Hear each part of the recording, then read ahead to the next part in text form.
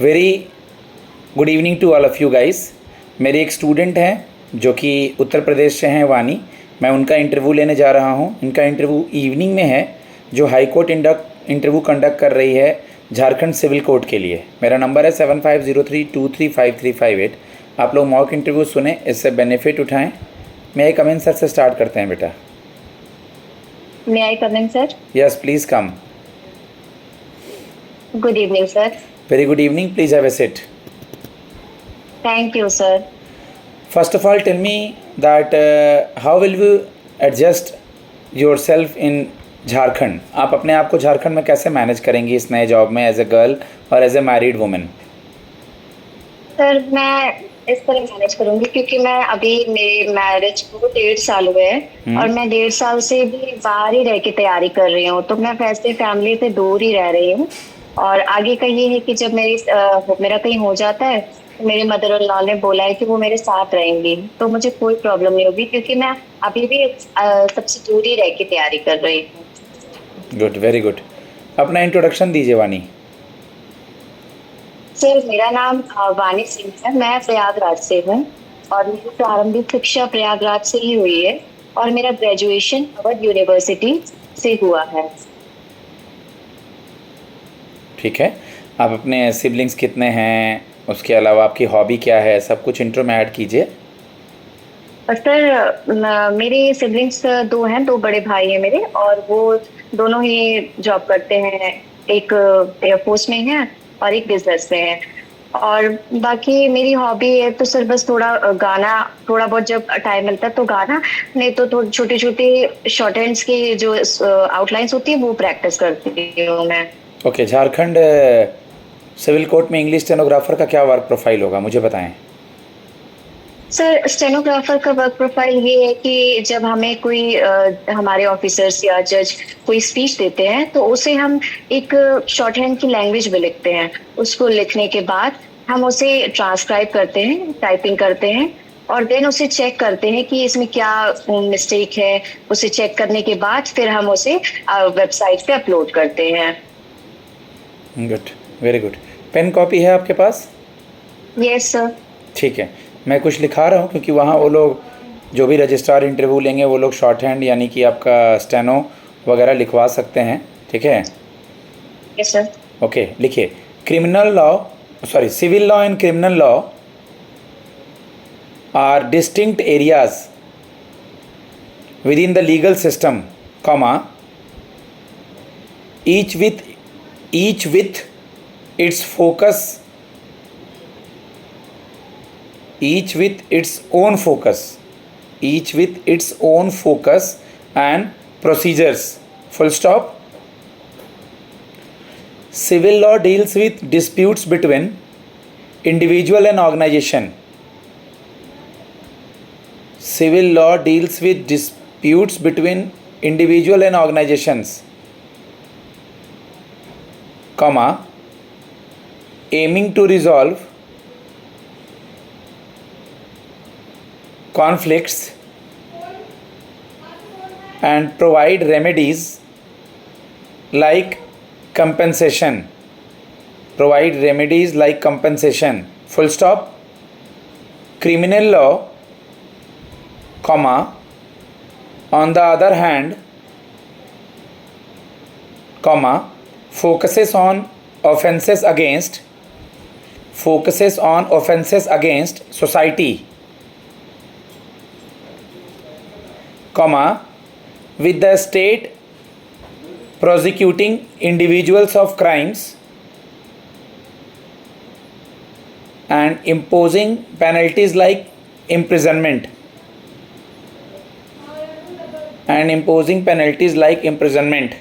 मैंने जितने बच्चों को लिखा है उसमें 1-2 लाइन तो मैं लंबा ही लिखाया। हो गया सारा? Yes sir. गुड, पढ़िए जरा।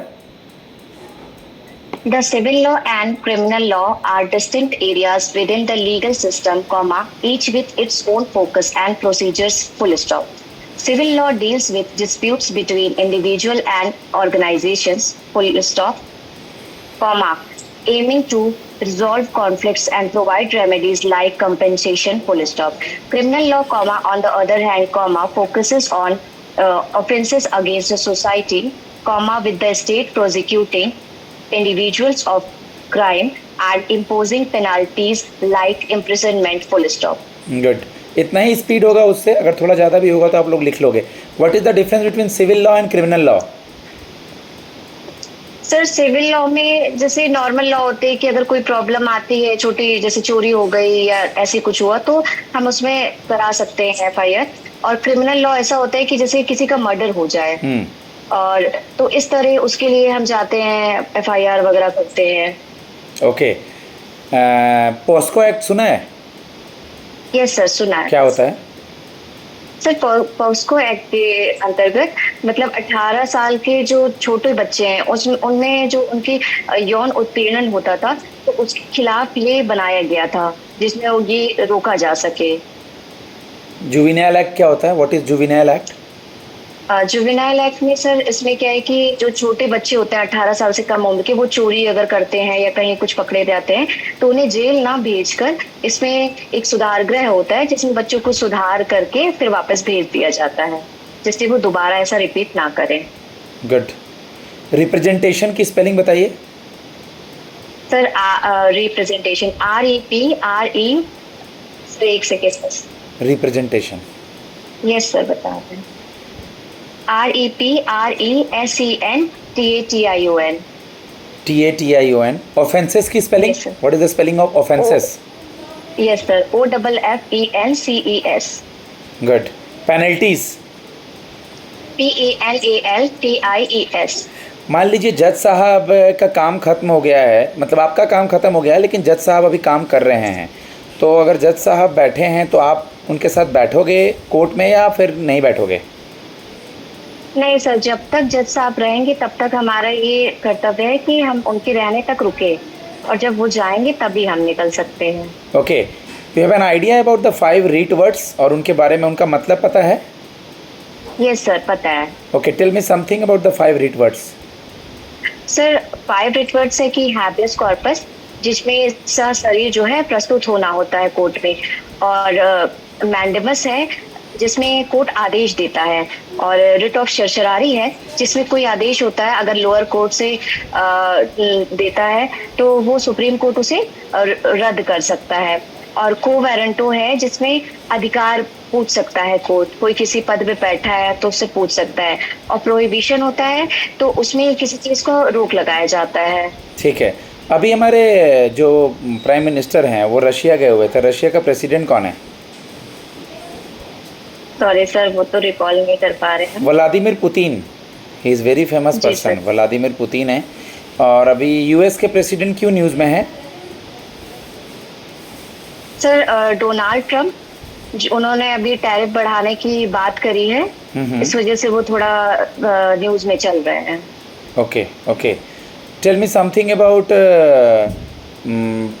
आपने सुना होगा एक दो वर्ड जैसे एमेकस क्यूरी, सुमोटो वगैरह, तो इन दोनों का Yes, मतलब sir. दोनों का मतलब क्या होता है?